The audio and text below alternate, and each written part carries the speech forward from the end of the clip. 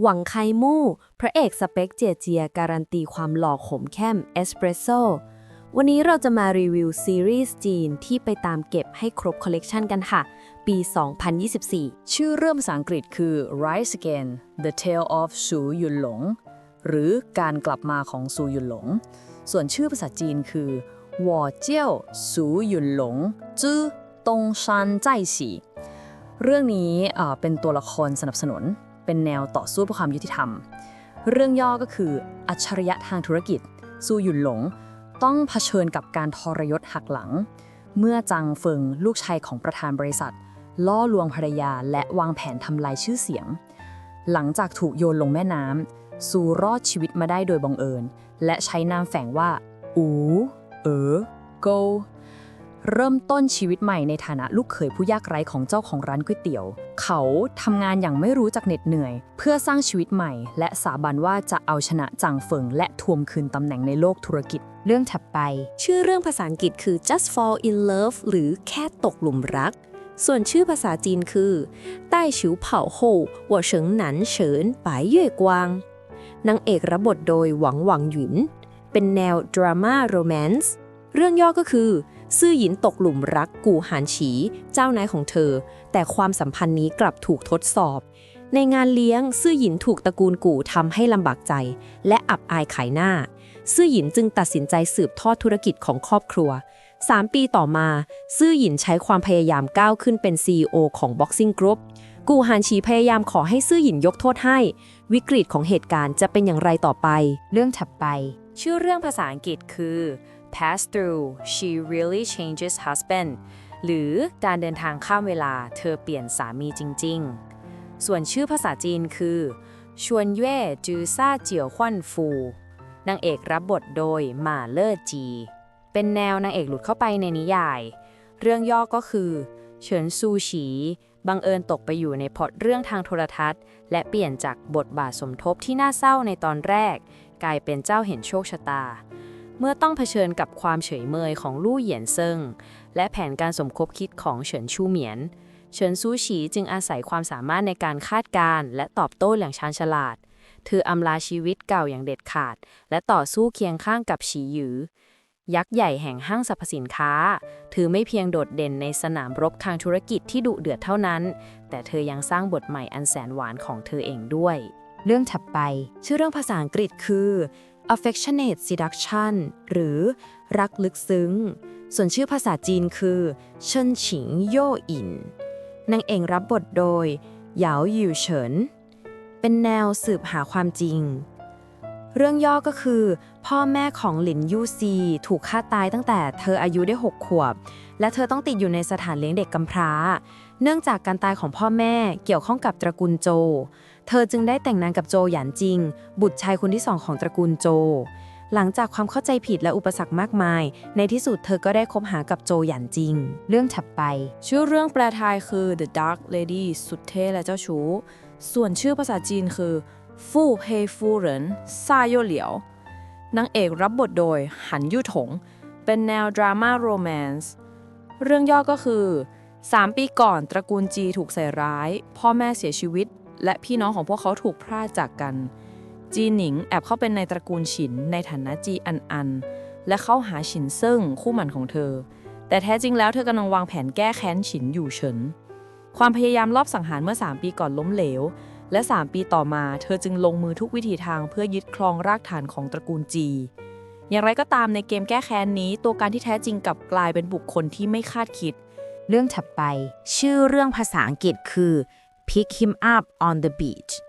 หรือไปรับเขาที่ชายหาดส่วนชื่อภาษาจีนคือไห่เปียนเจียนเก้อทาเรื่องนี้เป็นตัวละครสนับสนุนเป็นแนวโรแมนซ์แฟนตาซีเรื่องย่อก็คือโชคชะตานำพาให้ชาจือครูสอนดำน้ำพบกับแหวนวิเศษที่ทำให้เธอสามารถแปลงโฉมตัวเองได้พาเธอเข้าสู่ชีวิตของหานไห่ดีไซเนอร์ผู้ถูกหลอกหลอนจากการหายตัวไปของคู่หมั่นหยู่ๆด้วยความเชื่อว่าการแปลงร่างของชาจือเป็นหยู่ๆอาจไขความจริงได้หันไห่จึงมองว่าเธอเป็นกุญแจสำคัญในการไขปริศนาเมื่อเวลาผ่านไป ความสัมพันธ์ของพวกเขาก็แน่นแฟนขึ้นหรึกเรื่องถัดไปชื่อเรื่องภาษาอังกฤษคือ Redeeming Love หรือไถ่บาป ส่วนชื่อภาษาจีนคือชูอ้ายเรื่องนี้เป็นตัวละครสนับสนุน เป็นแนวฆาตกรรมโรแมนซ์เรื่องย่อก็คือหลังจากสูญเสียครอบครัวที่สนิทที่สุดไป เจียงถงก็กลับมาอย่างแข็งแกร่ง มุ่งมั่นที่จะเปิดโปงอาชญากรรมที่ซ่อนเร้น และกำจัดผู้บงการ ระหว่างทางเธอต้องเข้าไปพัวพันกับการต่อสู้อันเร่าร้อนกับเกาซิ่วหยูอดีตคนรักของเธอ ขณะที่การกลับมาของเธอนำมาซึ่งชะตากรรมใหม่ให้กับผู้คนในอดีตของเธอ เรื่องถัดไปชื่อเรื่องภาษาอังกฤษคือ Beautiful Handsome หรือคุณโม่ผู้งดงามและเท่ ส่วนชื่อภาษาจีนคือโม่เฉาเสียวจู่ทรงโย่เหมยโยซะนางเอกรับบทโดยไปเหยอเป็นแนวดราม่าโรแมนซ์เรื่องย่อก็คือ 10 ปีก่อนครอบครัวของซูเหยาถูกไฟไหม้แต่เธอเป็นเพียงคนเดียวที่รอดมาได้ตลอด 10 ปีเธอสืบสวนทุกอย่างอย่างลับๆระหว่างการแก้แค้นซูเหยาได้พบกับโมซิวหานประธานบริษัทโมกรุ๊ปผู้ลึกลับและร่ำรวยโดยบังเอิญโมซิวหานดูเย็นชาแต่กลับตกหลุมรักซูเหยาตั้งแต่แรกเห็นทั้งคู่ค่อยๆเปิดเผยความลับเกี่ยวกับประสบการณ์ชีวิตของกันและกันเรื่องถัดไปชื่อเรื่องภาษาอังกฤษคือ Celebrate Big Shot Falls in Love หรือคนโสดตกหลุมรักส่วนชื่อภาษาจีนคือจินยุยต้าเหล่าท่าหลุนเชี่ยเหล่านางเอกรับบทโดยหมาเล่อเจียบเป็นแนวดราม่าโรแมนซ์นะคะเรื่องย่อก็คือเพื่อรักษาอาการป่วยของน้องสาวซือเหยียนชิงจึงขายพรหมจรรย์ในราคาสูงลิ่วและมอบกายให้กับชายแปลกหน้าหยูจื้อ1 ปีต่อมาเธอได้พบกับหยูจื้ออีกครั้งในงานเลี้ยงซือเหยียนชิงตกใจกลัวแต่เพียงหยูจื้อเท่านั้นที่มียาที่สามารถช่วยน้องสาวของเธอได้ทำให้ทุกอย่างยากลำบากยิ่งขึ้นเรื่องถัดไปชื่อเรื่องภาษาอังกฤษคือ Stealing Kisses หรือจูบด้วยความรักส่วนชื่อภาษาจีนคือเฟิงฉิงโทเวินนางเอกรับบทโดยวางยุนยุนเป็นแนวดราม่าโรแมนซ์แอบรักเรื่องย่อก็คือซ่งซงซูถูกเลี้ยงดูมาในครอบครัวเซินเธอยังเด็กและขาดการศึกษาเธอจึงพึ่งพาเซินหยี่เพื่อความรักครอบครัวเซินจึงบังคับให้เธอไปต่างประเทศเพื่อชื่อเสียง5 ปีต่อมาซ่งซงซูตัดสินใจกลับประเทศจีนเพราะเพื่อนสนิทของเธอป่วยหนักและเก็บความรู้สึกที่มีต่อเซินหยิวเรื่องถัดไปชื่อเรื่องภาษาอังกฤษคือ A Passionate Kiss หรือจูบร้อนส่วนชื่อภาษาจีนคือจื้อเหวินนางเอกรับบทโดยฉวนรุ่ยเป็นแนวโรแมนซ์เรื่องย่อก็คือฉินเรารู้ว่าเจิ้งหันหมิงแฟนหนุ่มของเธอนอกใจจึงเลิกกับเขาโดยไม่ลังเลเพื่อที่จะกำจัดความสัมพันธ์ของเจิ้งหันหมิงเซินซุนจึงถูกโยงเข้ามาโดยไม่ได้ตั้งใจหยูหลินหลินจึงปล่อยข่าวลือที่ทำให้ฉินเราถูกกลั่นแกล้งทางออนไลน์เมื่อเธอไม่มีที่อยู่เซินซุนจึงหาที่อยู่ให้เธอทั้งสองมีความหลังต่อกันแบบใดเรื่องถัดไปชื่อเรื่องภาษาอังกฤษคือ Love Before Sunset หรือรักก่อนพระอาทิตย์ตกส่วนชื่อภาษาจีนคือไอ้ใจรื่อลั่วจื้อเฉียนนางเอกรับบทโดยยื่อจาหลินเป็นแนวหัวหน้าแก๊งเรื่องย่อก็คือครอบครัวของซือเหยาถูกทำลายในชั่วค่ำคืนพ่อของเธอเสียชีวิตแม่ของเธอป่วยทางจิตและเธอก็ถูกนำไปประมูลเธอได้พบกับเฟิงลี่ที่งานประมูล10 ปีก่อนครอบครัวเฟิงลี่ถูกทำลายพ่อแม่ของเฟิงลี่เสียชีวิตในอุบัติเหตุทางรถยนต์เขาได้รับการช่วยเหลือจากผู้นำขององค์กร10 ปีต่อมาเฟิงลี่มองไปที่ซือเหยาและนึกถึงตัวเองในตอนแรกเขาใจอ่อนและช่วยเธอไว้แน่นอนว่าอาจเป็นไปได้ว่าเขาตกหลุมรักตั้งแต่แรกเห็นเรื่องถัดไปปี 2025 ชื่อเรื่องแปลไทยคือเสียงกระซิบจากหัวใจส่วนชื่อภาษาจีนคือต้าเฉาเจี๋ยทาชินตงเหรอนางเอกรับบทโดยฉุยต่านเป็นแนวบอดี้การ์ดเรื่องย่อก็คือเมื่อจีหยุนชูอายุได้ 7 ขวบเธอได้พบกับลู่ซื่อหยวนซึ่งอายุมากกว่าเธอ1 ปีทั้งสองตกลงที่จะเป็นเพื่อนกันตลอดชีวิตแต่ลู่ซื่อหยวนกับผิดสัญญา8 ปีต่อมาทั้งคู่ได้พบกันอีกครั้งเขาสูญเสียความทรงจำและกลายเป็นกู่เซินและเป็นบอดี้การ์ดของเธอเรื่องถัดไปชื่อเรื่องภาษาอังกฤษคือ The Second Child Story หรือการเลี้ยงดูลูกในยุค 1970ส่วนชื่อภาษาจีนคือชีหลิงอย่างว่ารื่อฉางนางเอกรับบทโดยหวังหยินหยุนเป็นแนวเกิดใหม่ย้อนอดีต เรื่องย่อก็คือ หมออัจฉริยะ หลี่ชินเย่กลับมาเกิดใหม่เป็นภรรยาทหารในช่วงทศวรรษ 1970 แต่เธอก็เป็นผู้หญิงที่ถูกสามีเมินเฉยเป็นเวลา 5 ปี ถ้าไม่รักก็อย่า เรื่องถัดไป ชื่อเรื่องแปลไทยคือ อันฉีฉีเกิดมาเพื่อดวงอาทิตย์ ส่วนชื่อภาษาจีนคือ เชียงหยางเชิงเต๋ออันฉีฉีเป็นแนวโรแมนต์เรื่องย่อก็คือ คนแปลกหน้าสองคนครุ่นคิดถึงแง่มุมต่างๆของชีวิตบนดาดฟ้า ทั้งเรื่องธุรกิจและชีวิตที่แสนสั้นและไร้ความยุติธรรม ด้วยความเข้าใจผิดทั้งสองเกิดสัมพันธ์กันโดยบังเอิญและเปลี่ยนแปลงชีวิตของพวกเขา ซึ่งต้องรับมือกับปัญหาครอบครัว การงาน และโรคร้าย เรื่องถัดไป ชื่อเรื่องภาษาอังกฤษคือ The More We Look at Each Other หรืออย่าเบื่อที่จะมองหน้ากัน ส่วนชื่อภาษาจีนคือเซียงคันเหลียงปู่เย่นนางเอกรับบทโดยซ่งอื้อจาเป็นแนวศัตรูกลายเป็นคนรัก เรื่องย่อก็คือปู่ของตระกูลสวีและหนานเป็นเพื่อนที่ดีต่อกัน และตกลงที่จะแต่งงานกันระหว่างรุ่นต่อไป อย่างไรก็ตามพ่อของหนานและแม่ของสวีหนีตามกันไปทำให้เกิดความบาดหมางระหว่างสองตระกูล ปู่ของหนานยังคงกังวลเกี่ยวกับการแต่งงานก่อนที่เขาจะเสียชีวิต และพ่อของสวีก็ต้องการหยกหรูอี้ซึ่งเป็นสัญลักษณ์ของการแต่งงานคืนมา ดังนั้นรุ่นต่อไปของตระกูลสวีและหนานจึงแต่งงานกันเพื่อผลประโยชน์ของตนเอง ตอนแรกเขาเกลียดชังกัน แต่เมื่อเข้ากันได้ดี พวกเขาก็ค่อยๆตกหลุมรักกัน เรื่องถัดไป ชื่อเรื่องแปลไทยคือ การมาถึงของฟูวา ส่วนชื่อภาษาจีนคือฟูหว่าเจี้ยเต้านางเอกรับบทโดยหลี่มั่วเป็นแนวนางเอกแม่เลี้ยงเดี่ยว เรื่องย่อก็คือหยูเหนียนตั้งครรภ์จวงเฉินโดยไม่ได้ตั้งใจ และต่อมาก็ให้กำเนิดลูก3 คน เธอเลี้ยงลูกด้วยการขายปลาและเลี้ยงดูลูกเพียงลำพังต้าเบ่าคือพี่ใหญ่ข้างถนนเบ่าคือแฮกเกอร์อัจฉริยะซานเบ่าคือผู้น่ารัก เมื่อจวงเฉินรู้ว่าเขามีลูก3 คนเขาจึงต้องการพาลูกๆกลับบ้านทารกทั้ง3ต่อสู้กับไหวพริบและความกล้าหาญกับจวงเฉิน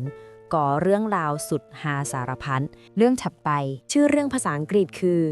My Last Boyfriend หรือรักสุดท้าย ส่วนชื่อภาษาจีนคือหวอจุ้ยโฮอีเร่นหนันขันโยนางเอกรับบทโดยเหยาอื้ยเฉินเป็นแนวในความโชคร้าย เรื่องย่อก็คือไม่เคยมีใครรักเธอเลย ถูกครอบครัวใช้ ถูกเพื่อนสนิททรยศ และถูกแฟนหนุ่มปฏิบัติราวกับกระเป๋าสตางค์ เธอคิดว่าตัวเองจะตายไปคนเดียว จนกระทั่งเขาเข้ามาในชีวิต เธอใจดี อ่อนโยน จริงใจ และรักเธอราวกับเป็นโลกทั้งใบของเขา เป็นครั้งแรกที่เธอเกือบจะเชื่อว่า เธอสามารถเริ่มต้นใหม่ได้ หากไม่มีใครบอกว่า เธอมีชีวิตอยู่ได้อีก 3 เดือน เรื่องถัดไป ชื่อเรื่องภาษาอังกฤษคือ For You Thousands of Times หรือเพื่อคุณนับพันครั้ง ส่วนชื่อภาษาจีนคือเว่ยหนี่เชียนเชียนวันวันซื่อนางเอกรับบทโดยหมาเล่อเจี๋ยเป็นแนวโรแมนต์เรื่องย่อก็คือในวันแต่งงานเฉินจื่อสุภาพสตรีผู้มั่งคั่งถูกคู่หมันหักหลังจึงไปดื่มเหล้าที่บาร์ขณะที่เธอกำลังทะเลาะกับพวกอันธพาลเฮ่อชวนก็เข้ามาช่วยเธอไว้เธอตกหลุมรักเฮ่อชวนตั้งแต่แรกเห็นหลังจากพบกันครั้งที่2เฉินจื่อจึงขอแต่งงานอย่างไรก็ตามเธอไม่รู้ว่าช่างเครื่องผู้นี้ซ่อนตัวตนที่ไม่มีใครรู้จักไว้เบื้องหลัง เรื่องถัดไป ชื่อเรื่องภาษาอังกฤษคือ River Breeze on Silk Rope หรือลมแม่น้ำพัดเสื้อผ้าไหม ส่วนชื่อภาษาจีนคือเจียงฟงฟูหลัวอีนางเอกรับบทโดยฟางซือช่าง เป็นแนวโรแมนต์เรื่องย่อก็คือ หลังจากมั่นหมายกันมา4 ปีคู่หมั่นของเธอกับมีคนรักใหม่เจียงฟู่ร้องไห้อยู่ข้างนอกแต่ในใจกลับยิ้มร่าเธอได้พบกับหนุ่มหล่อเหลาคนหนึ่งในลิฟต์และได้เกี่ยวคอไว้ด้วยรอยยิ้มที่มีเสน่ห์หลังจากค่ำคืนอันแสนวุ่นวายเธอคิดว่าจะไม่ได้เจอกันอีกแล้วใครจะไปคิดว่าในงานเลี้ยงอาหารค่ำของครอบครัวได้พบกันอีกครั้ง เรื่องถัดไป ชื่อเรื่องแปลไทยคือ รักซัดใจเจ้าพ่อสุดเย็นชา ส่วนชื่อภาษาจีนคือชิงชิงจือจินนางเอกรับบทโดยจางจือหานเป็นแนวโรแมนต์เรื่องย่อก็คือ การเผชิญหน้านองเลือดในงานเลี้ยงค็อกเทลทำให้พี่น้องตระกูลชูต้องตกอยู่ในวังวนแห่งโชคชะตา เจียงอี้เฉินใช้การมั่นหมายเป็นเครื่องมือวางแผนทุกย่างก้าวเมื่อความจริงถูกเปิดเผยคำโกหกเรื่องเลือดจดหมายลับแห่งการทรยศและควันแห่งสงครามจากญี่ปุ่นการเผชิญหน้าอันนองเลือดในงานเลี้ยงค็อกเทลผลักดันให้พี่น้องตระกูลชูต้องตกสู่วังวนแห่งโชคชะตา เรื่องถัดไป ชื่อเรื่องแปลไทยคือ บอกฉันหน่อยได้ไหมว่าคุณรู้สึกซาบซึ้งใจ ส่วนชื่อภาษาจีนคือซินต้งไหฉิมก้าวสู้หว่อนางเอกรับบทโดยกัวหยูชินเป็นแนวต่อสู้โรคร้าย เรื่องย่อก็คือลินเฉียนถูกบังคับให้เข้าไปพัวพันกับการแต่งงานที่ดูเหมือนจะงดงาม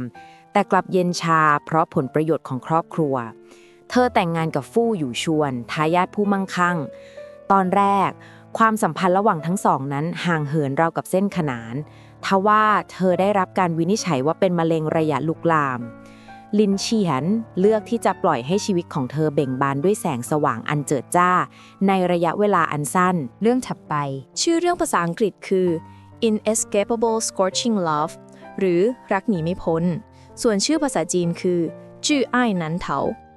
นางเอกรับบทโดยสัวยิเป็นแนวโรแมนซ์เรื่องย่อก็คือตั้งแต่พ่อของเธอถูกจำคุกเธอจึงแซงทำเป็นนาคใจและเลิกรากับคนรัก6 ปีต่อมาลูกชายของเธอต้องเข้ารับการรักษาพ่อของเด็กคิดว่าเธอเป็นพวกขี้โกงจนกระทั่งผลการตรวจ DNA เผยให้เห็นความผิดพลาดของเขา เรื่องถัดไป ชื่อเรื่องภาษาอังกฤษคือ Plot Guidebook หรือคู่มือกลยุทธ์ ส่วนชื่อภาษาจีนคือจื้อฉิงกงเลื่อโชเชอร์นางเอกรับบทโดยจามยี่ซีเป็นแนวโรแมนซ์เรื่องย่อก็คือเพราะเสี่ยวมิลาถูกนักเขียนบทเฉาเทียนเจียวเกลียดชังเธอจึงเผลอไปอ่านบทที่เขียนโดยเฉาเจียนเจียวเสี่ยวมิลาผู้อารมณ์ร้อนไม่เพียงฉีกบทเท่านั้นแต่ยังต้องรับมือกับเหตุการณ์แย่ๆก่อนจะวิ่งไปหาหลี่รุ่ยเหยียนพระเอกที่หลงรักเธออย่างสุดหัวใจเรื่องถัดไป ชื่อเรื่องแปลไทยคือกุหลาบของฉันส่วนชื่อภาษาจีนคือวออยู่เมกุยนางเอกรับบทโดยชุยอีเหลียงเป็นแนวโรแมนซ์เรื่องย่อก็คือเซินลี่อู่นักศึกษาจิตวิทยาที่ได้พบกับโจจินหัวหน้าทีมสืบสวนคดีอาญาระหว่างที่ตามหาญาติของเธอโจจินได้รับความไว้วางใจจากเพื่อนให้ปกป้องเธอก่อนที่เขาจะเสียชีวิตคดีและเรื่องราวต่างๆเปิดเผยโจจินจากความรับผิดชอบกลายเป็นตกหลุมรักกันและกันเรื่องถัดไป ชื่อเรื่องภาษาอังกฤษคือ Sixth Strategy หรือกลยุทธ์ที่ 6 ส่วนชื่อภาษาจีนคือตีลิ่วซือกงเลื่อยนางเอกรับบทโดยหวังเก้อเก๋อเป็นแนวโรแมนซ์แฟนตาซีเรื่องย่อก็คือหลังจากพยายามเอาชนะพระเอกไม่สำเร็จถึง 5 ครั้งเธอก็ได้เกิดใหม่เป็นครั้งที่ 6 ทันใดนั้นระบบก็เพิ่มตัวเลือกใหม่เข้ามาเธอสามารถตามหาเพื่อนสนิทของพระเอกซึ่งเป็นพระเอกตัวจริงได้เธอจึงเปลี่ยนภารกิจของเธอไปให้เขาแต่เขารักเธอมาตลอด5 ชาติภพเรื่องถัดไป ชื่อเรื่องแปลไทยคือมารยาทที่ชัดเจนส่วนชื่อภาษาจีนคือเจ้าเจ้ายูหลี่นางเอกรับบทโดยหวางเก้อเก๋อเป็นแนวความสัมพันธ์ที่น่ารักเรื่องย่อก็คือสวีเว่ยเจ้าผู้เพิ่งเริ่มสอนที่มหาวิทยาลัยเจียงโจวอยากมีชีวิตที่สงบสุขแต่กลับถูกวางยาข้ามคืนและพัวพันกับฟางซูหลี่โดยไม่ได้ตั้งใจเธอพร้อมจะถอนตัวได้ทุกเมื่อจนกระทั่งคำพูดที่ทำให้เธอสับสนเรื่องถัดไป ชื่อเรื่องภาษาอังกฤษคือ The Best Couple หรือคู่ที่ดีส่วนชื่อภาษาจีนคือช่านหนานซิ่นหนุ่ยนางเอกรับบทโดยหมาเล่อเจี๋ยเป็นแนวความสัมพันธ์ที่น่ารักเรื่องย่อก็คือหมอมู่หวานแห่งคลินิกเรินซินเป็นคนเลือดเย็นและรักเงินทองเธอซ่อนตัวอยู่นาน 5 ปีและกำลังเล็งเป้าไปที่หมายูถิงเจ้าชายแห่งจักรวรรดิมืดเมื่อเขาได้รับบาดเจ็บสาหัสเกมหมากรุกมรณะของเธอก็เริ่มต้นขึ้นเธอคือโชคชะตาของเขาและเป็นหายนะที่ไม่อาจหลีกเลี่ยงได้เรื่องถัดไป ชื่อเรื่องภาษาอังกฤษคือ Loyalty for You หรือฉันจะเป็นของคุณเสมอส่วนชื่อภาษาจีนคือชือหนี่ปู้อ้อจื้อเฉินนางเอกรับบทโดยหวังหยุนหยุนเป็นแนวความสัมพันธ์ชั่วข้ามคืนเรื่องย่อก็คือ เธอไล่ตามเขาด้วยความมุ่งมั่นอย่างไม่ย่อท้อทำลายกำแพงป้องกันของเขา ทันทีที่เขายอมแพ้ เธอก็หายตัวไปอย่างไร้ร่องรอย เมื่อโชคชะตานำพาพวกเขากลับมาพบกันอีกครั้ง เขากลายเป็นคนที่ไม่ยอมปล่อยมือ เรื่องถัดไป ชื่อเรื่องแปลไทยคือ กิ่งก้านของปักกิ่งนั้นปีนยาก ส่วนชื่อภาษาจีนคือ จิงจือหนานพานนางเอกรับบทโดย เย่ซินซิน เป็นแนวความสัมพันธ์ชั่วข้ามคืน เรื่องย่อก็คือเวินหนิงหนีการแต่งงานแบบคลุมถุงชนมายังเกาะอ่าว และได้พบกับเซี่ยจื้ออยู่โดยไม่คาดคิด เธอค้นพบว่าเขายังเป็นแขกลึกลับที่พ่อของเธอแอบพบด้วย เธอสงสัยว่าเซี่ยจื้ออยู่อาจเกี่ยวข้องกับลูกนอกสมรสที่พ่อของเธอกำลังปกปิดไว้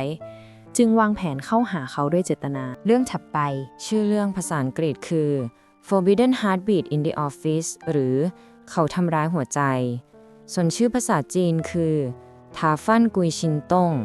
นางเอกรับบทโดยเติ้งหลิงชู เป็นแนวชีวิตคู่ เรื่องย่อก็คือหลี่เจินและอุยเซิงตกหลุมรักกันตั้งแต่สมัยเรียนมหาวิทยาลัยและแต่งงานกันอย่างลับๆ แต่ต่อมาเนื่องจากอุยเซิงติดธุระสังคมอยู่ตลอดเวลาหลี่เจินจึงยื่นฟ้องหย่า คืนหนึ่งขณะดื่มเหล้าอยู่ที่บาร์หลี่เจินได้ไปพัวพันกับลู่เหยียนหมิงโดยไม่คาดคิด ทั้งสองจึงถูกบังคับให้แต่งงานกันหลี่เจินได้สัมผัสกับความหมายของการถูกทนุถนอมอย่างแท้จริงกับลู่เหยียนหมิง ในที่สุดเธอก็ตระหนักว่าบางคนถูกกำหนดให้เป็นแค่คนเดินผ่านไปมา ในขณะที่บางคนถูกกำหนดให้อยู่บ้าน